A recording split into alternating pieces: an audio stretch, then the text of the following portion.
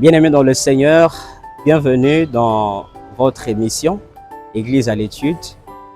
Et au cours de cette émission, nous apprenons la parole de Dieu avec vous. Alors, sans plus tarder, nous allons prier le Seigneur. Éternel notre Dieu, notre Père, merci pour ce moment que tu nous as donné d'étudier ta parole.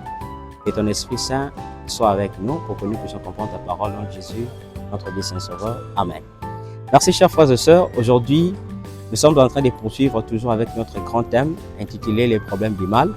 Mais aujourd'hui, nous avons un sujet très important par rapport à ce thème intitulé La défense du libre arbitre.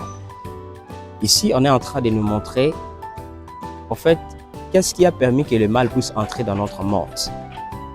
Alors, la défense du libre arbitre est l'idée que le mal est le résultat d'un mauvais usage du libre arbitre par la créature. Donc, c'est la créature qui a mal géré le libre arbitre. Alors, qu'est-ce qu'on entend par libre arbitre? Libre arbitre, en fait, c'est la capacité que Dieu a dotée aux humains de pouvoir choisir librement ce qu'ils peuvent faire.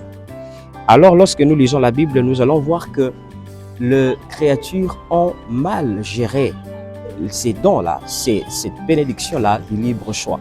En commençant par Lucifer, il avait mal géré ça.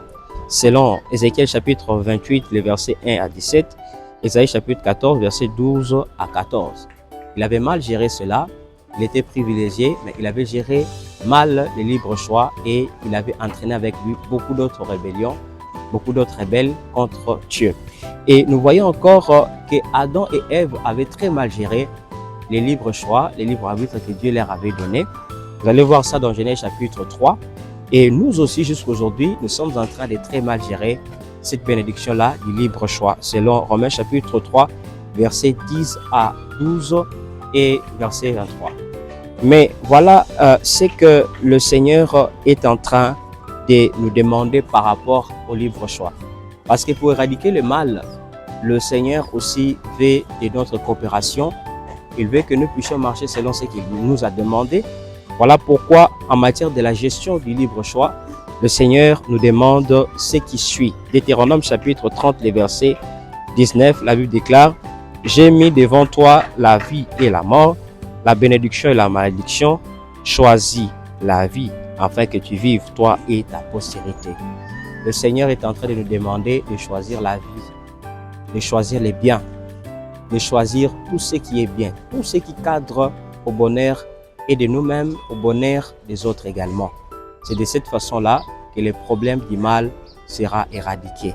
Mais si nous choisissons de faire le bien, si nous choisissons de tuer, d'empoisonner, de faire la guerre contre nos semblables, le problème du mal ne sera pas éradiqué. Mais Dieu est en train de compter sur nous afin que progressivement ce problème du mal soit éradiqué en attendant le glorieux retour de Jésus qui va éradiquer pour du bon le problème du mal. Merci chers frères et sœurs pour votre attention soutenue. Du reste, que Dieu vous bénisse abondamment. Réveillez-vous chaque matin dans la présence de Dieu en découvrant les merveilles cachées dans sa parole avec l'étude quotidienne de la Bible sur votre chaîne l'Église en étude. Abonnez-vous et activez la cloche des notifications afin de ne rien manquer chaque matin.